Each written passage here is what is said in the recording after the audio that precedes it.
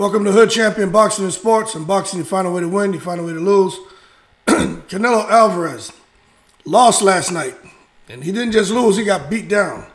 He was on the verge of getting knocked out, and I think had Bivol had less discipline, he would have attempted the knockout. And because when he was letting his hands go, Canelo Alvarez was moving back, was on those ropes, was making no effort to counter. And there's a reason for that. Because one, he was outsized and he was just, outgunned. And Bivol can crack. I said this before in other videos. So obviously, people who thought I was crazy for saying Canelo would win, either just a super loyal fan, which is nothing wrong with that, or you definitely didn't know who Bivol was. Lastly, I had to, Roger Mayweather. You don't know bleep about boxing. Canelo is still a very solid fighter. He's a great fighter, But we had to put things in perspective. Sparring is sparring. Sparring can give you a good measuring stick on where your skills are, and the things you need to work on. But it depends on the level of sparring. If you go into sparring and spar every time you spar, like those sessions of wars, then you going into a fight should give you a certain sense of confidence. But in Canelo's case, the two things, right, are his recent. It started with Golovkin, okay? It started with Golovkin. And also, I think it has a lot to do with some of his sparring. When Canelo Alvarez is in there sparring, I think he gets great work, especially when he spars with the guys at the different weight classes.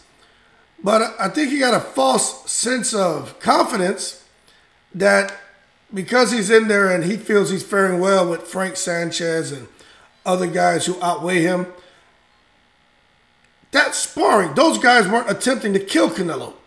He may get touched with a shot here and there, but that's Canelo. No one is going to come into the sparring session and try to take his head off. Now, if Canelo's sparring someone lighter than him, maybe the exchanges are a little bit more intense, but they're not going to allow it to turn to an all-out brawling fight. And when those guys get in the ring with Canelo to spar, you better believe that they're not in there to hurt him.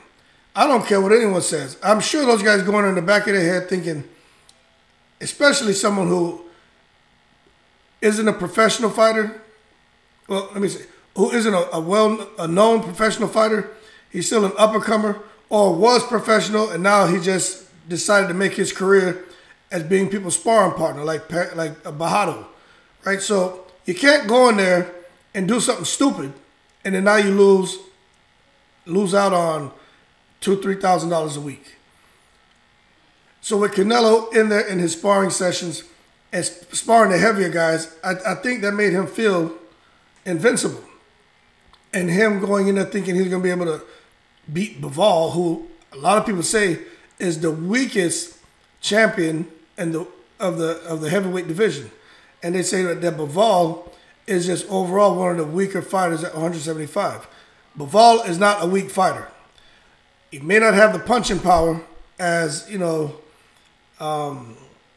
Smith and the other guy. Okay, I'm not even going to try to call his name. But the thing is with Canelo, he started to believe in his own hype, man. You got to be realistic with yourself, and your team has to be realistic with you. And also your coach, him and Eddie Reynoso. I figured Eddie Reynoso would have talked to this guy. But Eddie Reynoso didn't have the right game plan. He didn't have the right game plan. So I think he did fight. The guys he fought were champions, so you got to give him that. Unified across multiple divisions, undisputed in a division. I think a couple divisions, right? But now he's looking at, I think one division he was undisputed. But now he's coming and was trying to become undisputed at light heavyweight. That's just nothing wrong with having self-belief. But you got to be rooted in realism. You know what I'm saying? And I think Canelo, at a certain sense, started living in a fantasy world. Because you got to go back and look. Let me tell you when Canelo was living in reality, okay? When Canelo was fighting Austin Trout, that was reality. When he fought Floyd Mayweather Jr., that was reality. Alfredo Angulo, that was reality. As Erislandy Lara, James Kirkland, Miguel Cotto, Amir Khan, Liam Smith, Chavez Jr. Now, let's stop at Liam Smith, okay? Chavez Jr. was severely weight drained. Severely weight drained. Now, Chavez Jr. going into that fight, I picked him to win. But once I realized that the man hadn't eaten in like 4 days, wasn't able to drink but just a sip of water several days going into the fight, I'm surprised Chavez Jr. didn't end up dead. Not from the beating he took from Canelo, but from, shocking his body by starvation and dehydrating himself to make a damn weight, a catch weight for Canelo. So Canelo doesn't deserve credit for that fight, in my opinion. But when you're the A side, you can do things. And Floyd Mayweather did make Canelo shed off 1 or 2 pounds that he probably didn't want to shed off. And Canelo learned from that. But he took it to the stupid. Like, he took it to the extreme with melting guys down. So Chavez Jr. can't really count that win. When he went and fought Golovkin in that first fight, Canelo did kind of like what he did in this fight with Bivol. He didn't let his hands go, and he got a gift decision. Actually, they robbed Golovkin. It is what it is. They robbed him. So he feels a little pressure because people say that he didn't win. He comes back now and decides to fight, he calls it Mexican style, okay? And decides to walk. This is where Canelo all of a sudden becomes the guy to walk you down. Tries to walk Golovkin down, which is something that you never really seen anyone try to do against Golovkin. And Golovkin still beat him, in my opinion, but they robbed Golovkin in that fight. Canelo didn't do enough. He didn't throw his hands enough. He just did what he did last night. Kind of looked good losing. So, again, he can go on saying he won that fight. You have to know when you lose a fight. I know if I'm out there racing and somebody just beats me by a stride, all my friends can say you won that fight, but you won that race. But I know I lost that race. If I'm out there sparring and someone touches me up a little more than I think they should have, it doesn't matter what anyone says. Deep down, I'm going to be like, I got to get that person back. So I can't see these guys as professionals, like Canelo especially, thinking he beat Golovkin in those 2 fights. And it's just madness. So then after that, now he goes up against Rocky Fielding. Can't count that. Rocky Fielding didn't want nothing to do. He was intimidated by the moment. Got in there with Canelo and just allowed Canelo to knock him out. So Canelo, this is the cherry picking, right? An absolutely ridiculous fight to make. One of the weaker guys in the division. But Canelo did what he did, fighting at 168. Got in there, clipped Fielding. And it is what it is. Then he goes to fight Danny Jacobs. He and Jacobs get in there and they fight. Canelo goes in, he wins unanimous decision, but had a rehydration clause. Daniel Jacobs couldn't go in there and rehydrate back up to the weight he wanted to be at. So he handicapped Jacobs. So Jacobs, he he could have let his hands go more. He was getting excited about nothing. He was being asked about the fight, and he was saying, they were saying Canelo's going to bring the Mexican style. Jacob said something about bringing the African style, and most of us were sitting there watching like, what the hell is the African style? This man's from New York. You know what I mean? Parents aren't even from Africa, so you can't claim African style. So even to this day, I don't know what he meant by that. But Daniel Jacobs went in there, and he was at a disadvantage. It is what it is. So then Canelo decides to go up there and fight Kovalev. Everybody says the fight was pretty competitive. Kovalev was just coming off a clip in Edgar Alvarez, looking like, the crusher. Gets in there with Canelo. Canelo's walking him down. And, you can't make me believe that Canelo put so much mental and physical pressure on Kovalev that Kovalev folded in the 11th. And as a result, Canelo was able to land that knockout shot. The way Kovalev went down, it just looked real theatrical, man, like something you would see on a Broadway play. You swear he got hit with a damn sawed-off shotgun the way he fell down. And it just doesn't add up. But anyway, after that, he comes, goes in there with Caleb Smith. It's a pretty competitive fight, but of course, Canelo won, unanimous decision. Gets in there with Abner Yildirim, who obviously didn't want anything to do with Canelo. Canelo clips him in the third round. Billy Joe Saunders looks like he wanted to smoke, but he felt a little bit of power, and he didn't want to take risk. Then he got his face crushed, and it is what it is. Gets in there with Caleb Plant. Caleb Plant kind of talked himself into the fight. Knew that Caleb Plant was pillow-fisted, and he just walked him down. But the whole time during the fight, Caleb Plant just was really embarrassing himself, in my opinion, when the audio got released about the conversation he was having with Canelo during the fight. So then after all that, he decides he wants challenges. He wants to shoot for legacy, and he wants to be feel like he's at a disadvantage in a no-win situation. And that's good. But for him to talking about unifying the light heavyweight division, like there's levels to this. That's like Floyd Mayweather wanting to go and unify the light heavyweight division, the 100 and the super middleweight. You know, like there's weight classes for a reason. And Floyd was smart enough to say, you know what? I'm not doing that. That's madness. Pacquiao, they knew 154 is about it. But Pacquiao was very selective with his opponent too. His opponent could fight, but that Pacquiao probably could have fought at 160 and beat 160 or 168 pounder with that speed and stuff. But they knew not to be ridiculous with it. They were realistic. Canelo's not living in a reality world. And he's a great fighter, but to talk about unifying light heavyweight and then going to fight Usyk. So he met the big Russian stop sign last night and stopped all of that. So now he has to sit back and figure things out. But cherry picking, when these guys start doing this cherry picking, man, you know, I think when they're sitting back and they're strategizing their next fights, you better believe they're looking at the fighters, what they bring to the table, and they determine their threat level. And what the guys Canelo looked at and the guys he picked, he knew that there wasn't much of a threat there. Triple G was probably the biggest threat. And Triple G won those fights. And after that, Canelo was like, nah. And that's why he selected the people he selected. Say what you want, man. After those two Triple G fights, Canelo started really cherry picking. And it is what it is, man. So sad. You look at Danny Garcia. You know, Danny Garcia is definitely known for cherry picking. But it's okay because his dad's funny. He'll say it's all about making money.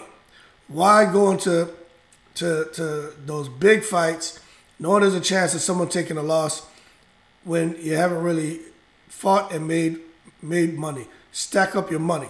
That's what Danny Garcia did, his dad did.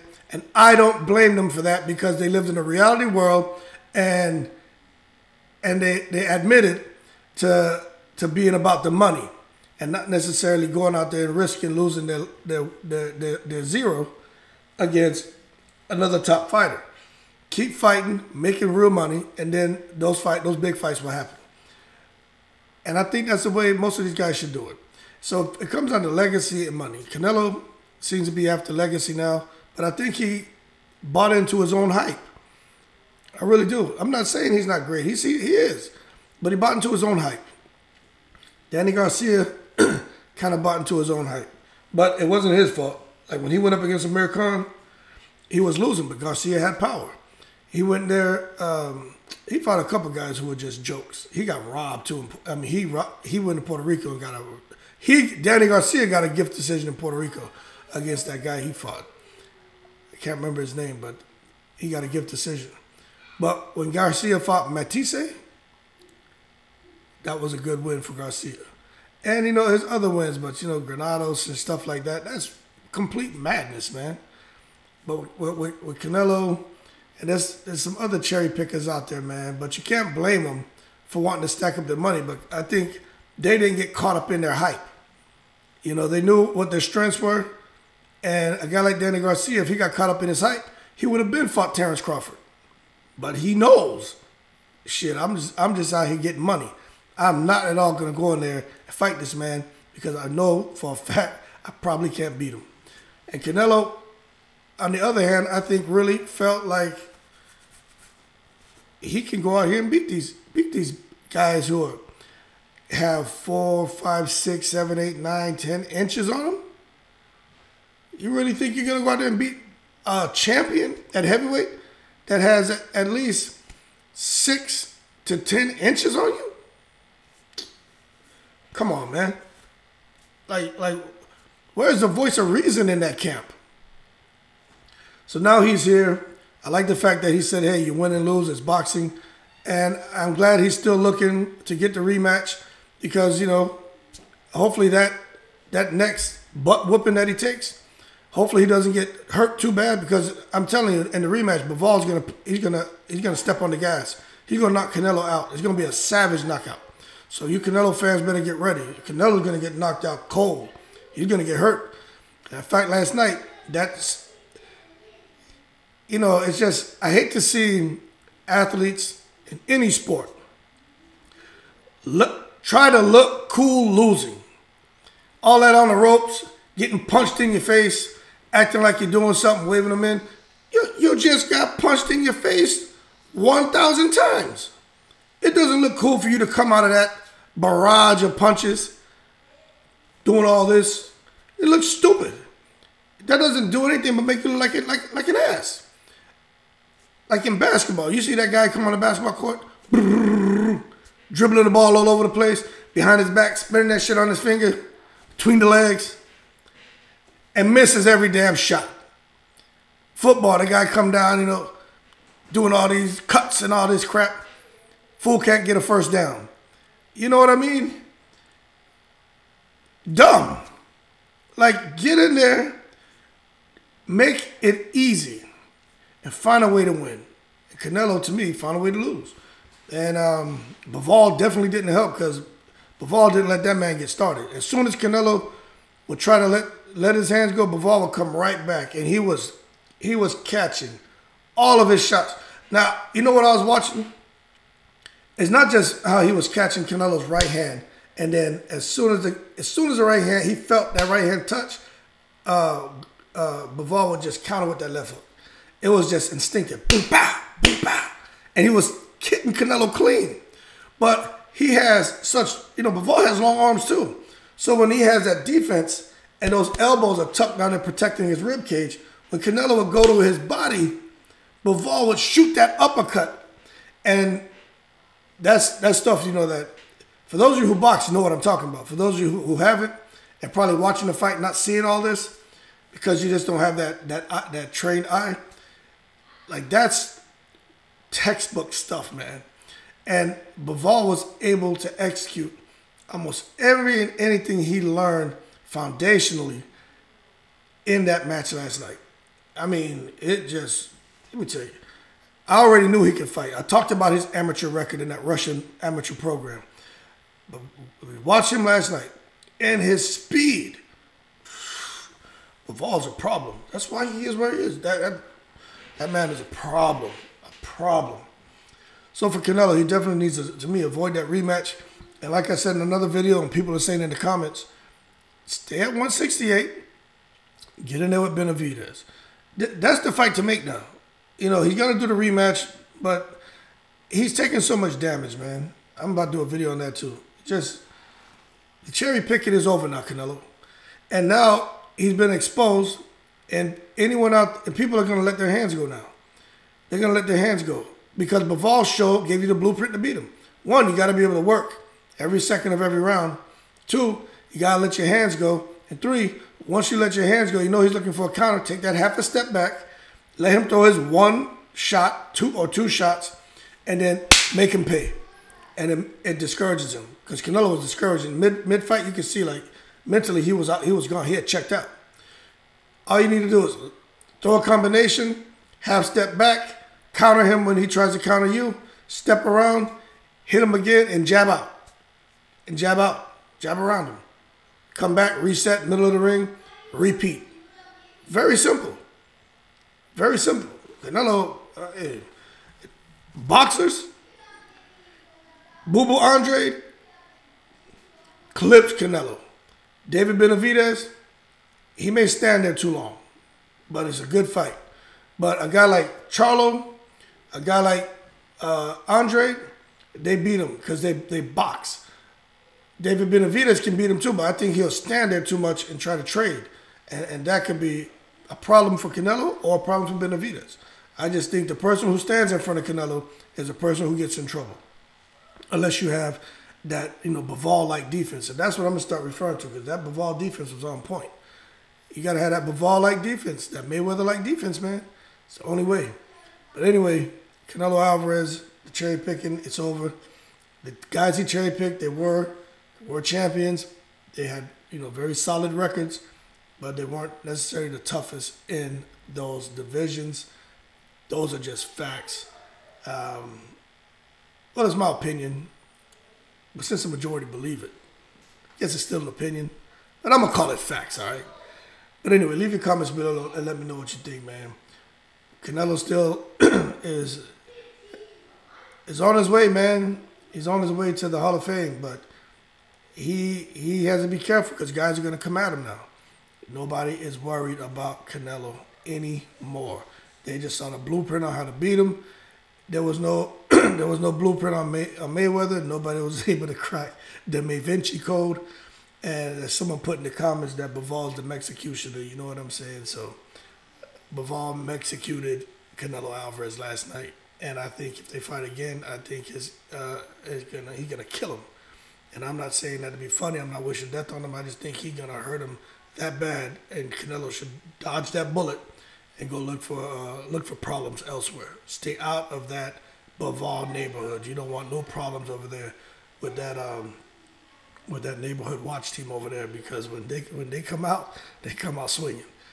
Anyway, like and subscribe if you enjoyed the video. Shout out to all the veterans. As always, I'm in the breeze.